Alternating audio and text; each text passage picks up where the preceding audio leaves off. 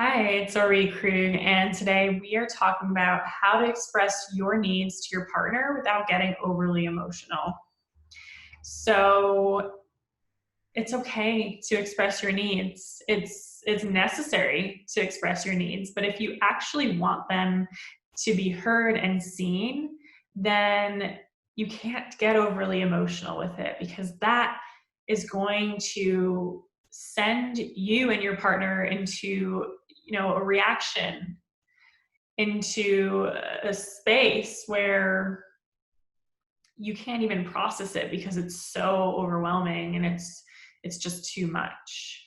So in order to express your needs without getting overly emotional, well, first we have to look at what is happening when you express your needs. So for example, I'm working with a new client right now who gets really, really emotional every time she expresses her needs and doesn't get the response that she wants from her partner and from her children.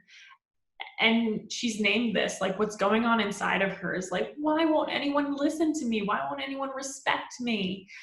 And when she was saying this, like, the energy in her body, she was this young girl. She was this little girl who, who's like, please, someone listen to me, someone pay attention, right? And we were working through this, and she's like, yeah, that's exactly what it is. When I was younger, I, I was never heard, I was never seen, no one paid attention to me, I was neglected emotionally. And so when you have this kind of trauma stored in your body, right, this neglect, this kind of perpetual experience of no one ever meets my needs, no one ever listens to me, this wounded victim space, then yeah, it's going to feel so charged emotionally when you are expressing your needs, and of course especially when you aren't getting them met.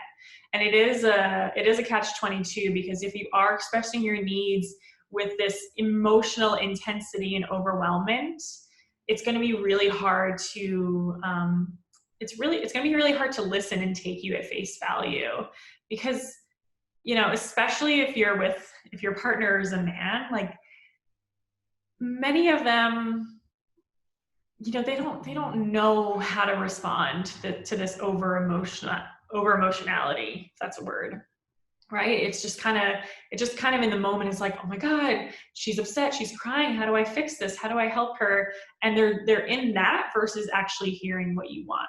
So being overly emotional when you express your needs is not going to get your needs met. And then having that story over and over again, that fulfills this confirms the story that no one ever pays attention to you. And what you're really doing is you're bringing your past trauma into your relationship in a way that is hurting you, and that is making your partner unable to meet your needs. And that's what it is, right? You might be asking your partner to help around the house more, or to come home a little bit earlier on a Saturday night to be with you. And what's actually going on in a deeper level is through this hurt and woundedness, is what you're asking on a much deeper level is for your partner to help you heal your trauma. And that is not fair, because they're not a professional. And even if they were, they are your partner, so it's not their job to heal your trauma. Because when you're asking for whatever you need from a place of, I was never met as a child, I was never paid attention to, it's not their responsibility, and it's not fair for them to change that for you. Yes, we want our partners to take care of us and to love us and protect us, and they do, and they will. But when you cross that boundary, when you cross that line of, and I'm not saying this is your fault or that you're doing this on purpose. A lot of times this is subconscious, as it was for me before I almost lost my husband forever. We can't expect them to heal our trauma for us. it subconsciously happens until you heal your trauma and get that need met through your own healing process outside of the romantic relationship. And that is the key to expressing your needs without getting overly emotional. Yes, you have to learn the skills to express yourself better, to communicate better, and you also have to make sure that you don't keep bringing your trauma into your relationship and subconsciously expecting your partner to heal that for you. You have to do the work yourself, and that's what's going to create this this amazing dynamic of expressing what you need and your partner actually being able to meet you there and to give that to you as, you know, as a way to you know, within reason is what I'm trying to say.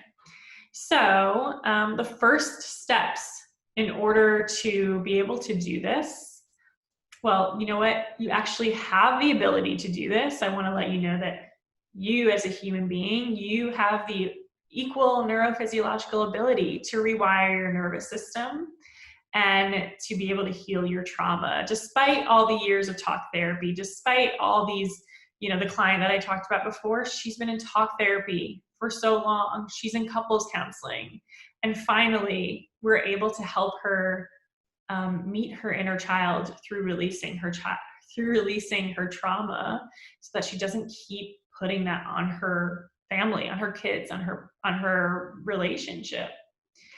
And the first step to really being able to do this, or to making it your reality, right? To being able to express your needs without pushing your partner away, without sabotaging the relationship, is to understand what you need to do to rewire your nervous system and to heal this trauma and to change these patterns. And that's exactly what I've created for you. It's a free Wired for Love training. It's my free Wired for Love training, where I will show you what it is that you need to do next. So the link is to the side, above or below. To sign up, click on the link, sign up for my free Wired for Love training, and you will understand deeper, quicker, and more effectively what needs to happen next so that you can have this long-lasting, healthy, loving relationship with your partner.